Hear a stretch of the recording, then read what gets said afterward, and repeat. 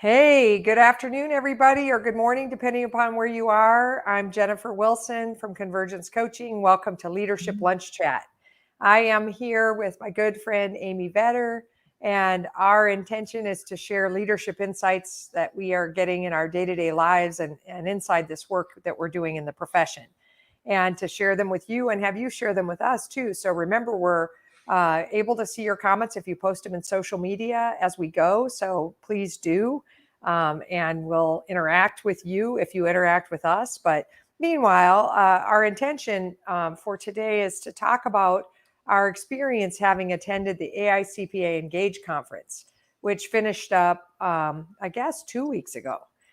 We've had a gap week in between. And so we're 2 weeks out of AICPA ENGAGE, and Amy and I were there together. And I have to tell you that one of the best parts of that was getting to be with her in the three-dimensional sense. We started Leadership Lunch Chat as soon as the pandemic started. So she and I never got to physically be together. And most of our interactions up to that point had been through, Zoom or that sort of thing, on conference calls and in big sort of consultant meetings. And we'd never really had much one-on-one time. So she and I had a great time. We went to the pool twice. Hey, not to tell anyone that. Oh, come on. We're working really, really hard. Yeah, well, yes, at work-life integration, they call it. I'm not ashamed of that. I would tell everybody that. I'm proud of myself for going to the pool during a conference. Heck yeah.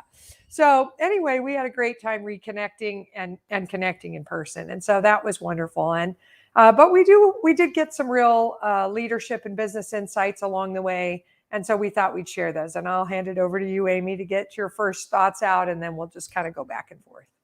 Yeah, so it was awesome to be there. And I'll have to say, I am out of shape traveling. Coming from doing 40 to 50 events a year. And I actually had a second event that week. Luckily, they were both in Las Vegas. I slept till like 10:30 on Saturday, and that does not happen for me ever. I think not since I was a teenager. So I think a big takeaway, besides, all the other awesome stuff we're going to talk about, but just from a personal standpoint, is just the change I've made in my own life of being home and what I want for my future. And, I think both of us traveled like crazy, we didn't really know another way. That's always been our way. And in the beginning, when the pandemic started, I definitely felt like amped up, like, oh my God, I'm like, don't have a trip planned next week. And, I'm always looking forward to the next trip and so forth. And I really am grateful for the life that I have and the routine that I have now. Not to say I don't love travel, because I do, but it's definitely made me rethink what the right balance of travel is for work and life, for sure. Yeah. Oh, I agree with that. And I would tell any consultant who asked me over the course of the last 15, 16 months that I stand at my standing desk a lot for many hours. I also stand in heels. Today I'm not wearing heels. I'm wearing Birkenstocks. But mostly I stand in heels when I facilitate, because that's real life after the pandemic and everything reopens. I will return to 10-hour days standing, with a brief sit for lunch, and usually wearing some kind of heels because I'm wearing a business outfit, and I'm not going to do it like I did before, but I wanted to have the strength and stamina to do it right away when it was time. And I feel good about that. I wasn't too wiped. The whole, it's overwhelming to be with people. And one of my insights was, and poor people that have been with us since the beginning, I've been disturbed about COVID, and I'm a germaphobe, and I'm not denying it. And going back out there with, several thousand people live and getting to reconnect with people I haven't seen in 2 years, and friends that I've had forever, and clients, and just people I admire and love. hugging, shaking hands. It was scary. And for me, one of the interesting things about it was the overhead, like sort of like almost like a background processing of my mind on, gosh, I hope we're not, at a super spreader situation or something. And, I'm happy to report two weeks later, post, I feel like we came out safe and it was fine. And I felt like everybody was really conscious, and people would say, "Can I hug you? I'm vaccinated," which I thought was so awesome. And anyway, that was kind of interesting. I mean, just that overhead of like extra care, and every day that we were there, more news reports were coming out about Delta variant spikes, and maybe we were going to have to wear masks, indoors. And the last day of the conference, there were way more masks for sure than there were on the first day. So, we're still trying to figure out business travel and business community in person with the danged virus. It's not resolved. It's not solved. So that's an insight.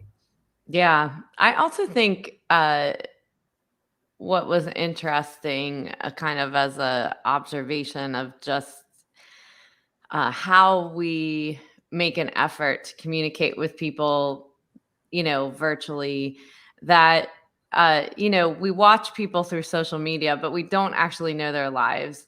And one of the things that I realized were the people that had kind of made assumptions about my life or vice versa.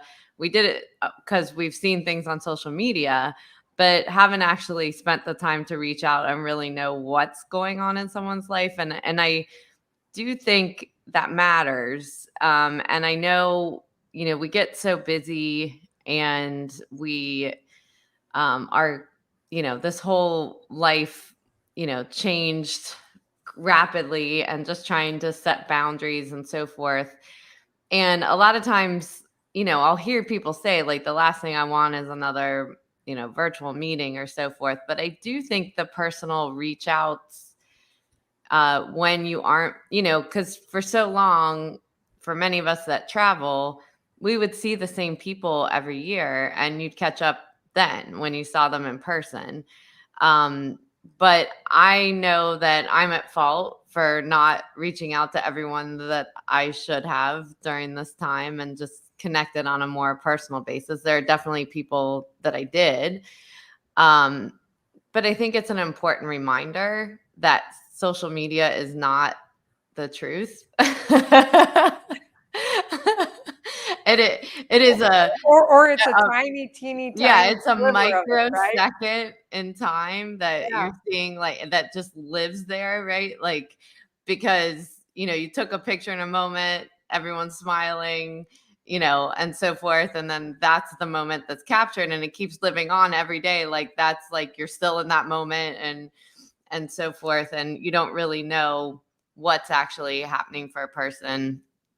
And so I think it's just a good reminder that, yeah, it's a good balance of figuring out, I'll hear a lot of times from people, it's like, well, I'm not going to get on a virtual call and just talk like I would in the office. Well, why? Like, why not? Yeah. So there really isn't a reason not to do those things, because that is what developed the relationships you had in the office, was just someone stopping by your desk and you talking, and then you're like, oh shoot, I got to get back to work. But that is the part that develops relationships and the Yes. deeper connections, is knowing people from an authentic place, not just what you see or what appears. Well, and I mean, I think those are all really good, great points. And a couple thoughts. One is, I've said to you already, Amy, that I attended some sessions. I also taught a few sessions. We got to teach one together, which was wonderful. It was. Yeah. But I spent a lot of my time in the hallway. Or like escaping with a foursome for lunch instead of staying at the conference, that kind of thing. And I felt like one of the things to pay attention to is the efficiency of networking and reconnecting with people in a crowd when they're all there. Mhm. And how quickly you can reconnect versus when we're all remote from one another, having to schedule calls, and they're not 30-minute calls or 15-minute calls, they're hour calls. And it feels overwhelming to do that and that sort of thing. So I'm reminded again, and I feel like it's important to say that even though we have a lot more remote, and we will have a lot more remote community going forward, and in our firms we're going to have a lot more remote and blended work, that there's still a wonderful benefit to the three-dimensional in-person Oh yeah. efficiency, the realness, that not fake social media thing, the realness, the authenticity of it, and just how many people I was able to have meaningful reconnects, not just shake hands Right. and say hi at a cocktail hour, but meaningful sit down in the hallway and chat for 20 minutes and really sort of ground ourselves on what's up with each other. How awesome that was. The other thing I want to share is that, I taught a session on remote and blended work. Mhm. At first it was standing room only. And in some respects, I've taught remote work and blended work and flex work at practitioners and Engage. I don't know how many times, a lot over the last 20 years, a bunch, like 10, or 8 or something, a big number. And so again, standing room only. And I'm thinking, really, all these people still need to talk about this. Didn't some of us make progress? Haven't we mastered it? So that was, we're still trying to figure it out together, all of us. It's not clear what exactly each organization should be doing at this stage.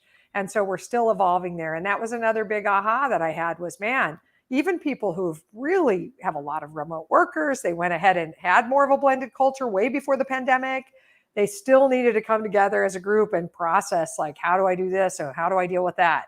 And I think that there just needs to be more of that community dialogue on remote and blended versus sort of making assumptions or not talking about the problems and not solving them.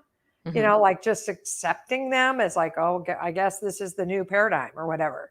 And I just so appreciated having all those people there. We could have been in there a half day with all of the comments, well, really with the comments and No, I was questions there. and the Yeah. backlog on the queue of questions from the remote folks. There's a lot to unpack on remote and blended still. And that was just a big, insight for me. Yeah, I think, I actually attended that session to watch it. And uh, I think an awareness piece still needs to be uh, brought to the forefront with it. Of not necessarily, I mean, yes, there's problems and everyone talks about the same problems. But what really came out in there was personal bias that still exists, right? And so even though you're doing remote work, that you're setting up the office to do it, in your body, it hurts. So, and when it hurts, the attitude, the energy you have around it, and how you are going to treat people about it. There was a comment in the room about, well, I've never met this person. And it's like, well, yes, you have. You've met them virtually, you've worked with them for 2 years, but you just haven't met them in a physical office. And so even though they might be set up properly, the attitude and the bias isn't going to encourage the culture, isn't going to help someone's career. So I do think there's work to be done in this area, just personal work, not just the official professional work, but the personal bias that gets in the way of culture. And this obviously goes into our generous leadership um, talks that we've had, of being really honest with yourself on how you're feeling, how you're treating people um, about certain things, and is it going to help the end game? Because at the end of the day, with the way, the world's been like this anyways, just to your point, but maybe not as much in the accounting profession. But the fact is, that is the awesome part about this whole change with COVID, is that you may never hire someone down the street again, or your workforce has opened up this world that has never existed. The problem is, if you still have a bias that you need to meet them in person, they're not going to stick around because they're going to feel their career is inhibited. And so I just thought, like, that was just a really interesting thing to watch in the room of, traditional partners being honest, which I appreciated that they stood in a Oh, yes. room that big and were honest about how they felt. So that's the first step, right? Always. And we call that the mindset piece. So being successful with remote and blended work is first mindset, second policy, procedure, commitment statements, process, all that, systems, technology, all that stuff's the easy part. It's the mental game that's always screwing us up on everything. This bias thing you speak of, you and I could pick up any topic now. Let's talk about women in the workplace. Let's talk about different cultures. Let's talk about, tax versus audit. Let's bias mindset, the mental game runs everything. Like a puppeteer. I mean, we try to teach people that you've got an internal dialogue that's like a puppeteer pulling your strings and you're not even paying attention to it. And so on remote and blended, you're right. I mean, if the mental game is not there for the leadership team, it doesn't matter how great our processes are or how smart our policy is or how cool our language is in recruiting people to come work for us borderlessly, because we're going to kill them off with our biases. And the biggest of which is trust. And the second of which is, sort of that believing that we can't be as effective via Zoom, via phone, via email, via Teams, or whatever the tools are, as we can be in person. Yeah. And it's been proven. I mean, tech companies have been running, right? And, I ran teams that were in other countries, very often not meeting the people that directly reported to me in person for a while. So, it's amazing how you can get to know someone. But, as we talked about, and it kind of goes back to our earlier points. One is making time to get to know someone virtually. Yes. Just because you aren't face to face. Right. How do you have those organic conversations to just get to know people and making sure you're making time for it, even if you have to put it on your calendar to remind yourself to do it?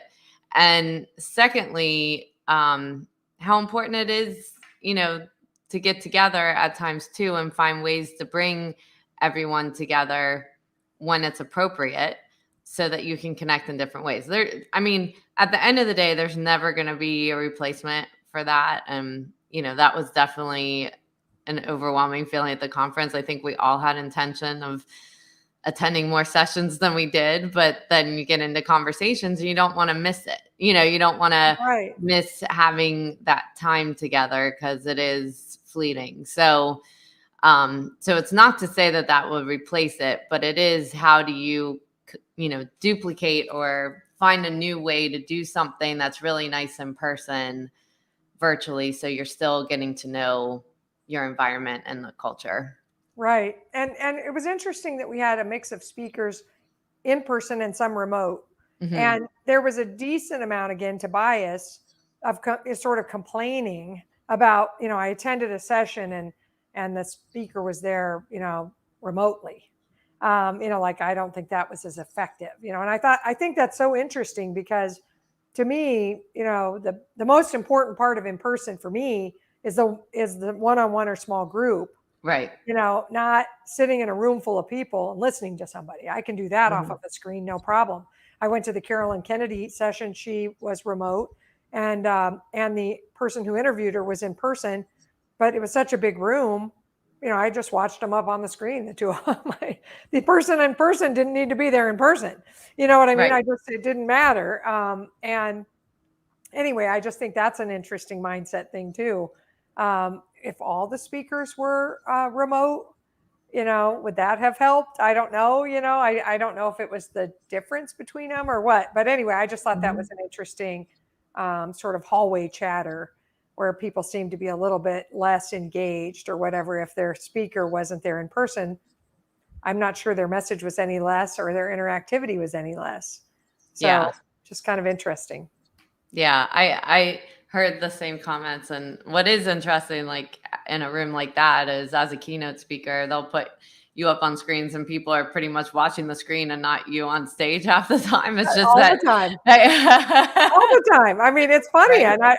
And yet I know you and I both felt like we needed to be there in person Yeah. for the session we did. We didn't think Yeah. that would be effective, as Yeah. effective. I know we both thought, man, Yeah. I got to be there. Yeah. And so Yeah, that's, we changed plans to be there our own bias, yeah. Yeah. showing through Yeah. too. And I really appreciated the opportunity to talk about generous leadership with you. And we're going to be doing more of that. We've been doing it in this leadership lunch chat, but that was fun too. And not just with you, but for you and I to engage with a bunch of people on it and Yes. hear what they had to say and just really see them kind of engaging with these ideas and looking for ways to be more generous in their own individual leadership and also in their own firm cultures. How could we make a more generous culture? And I know you and I are going to almost always say that out loud at some point or another, because we're either generous or selfish or somewhere in that continuum. And we want to push everybody more toward generous, because if we all were, I think we'd have a lot less friction. We'd have a lot less drag on life. Yes. So I loved that with you, and I can't wait to do more of it. Yeah, me too. Well, great. Well, I think we're at time, and I'm sure there's more. I mean, you and I didn't even get into technical details, like all the topics that were covered. I guess one other thing is business model change, and change. that was Yeah. Get ready to change. Have a methodology for change. Yeah. Accept change. Change is coming. Change is here. Change. Yes. So that would also be a theme. Yes. So anyway, thanks everybody for tuning in. Thank you, Amy, for sharing today. And we'll be with you folks next Friday. So if you have any topical ideas, let us know. Otherwise, we'll bring whatever happens to us in the next week to that next session. So thanks, everybody. Have a great weekend. Have a great weekend.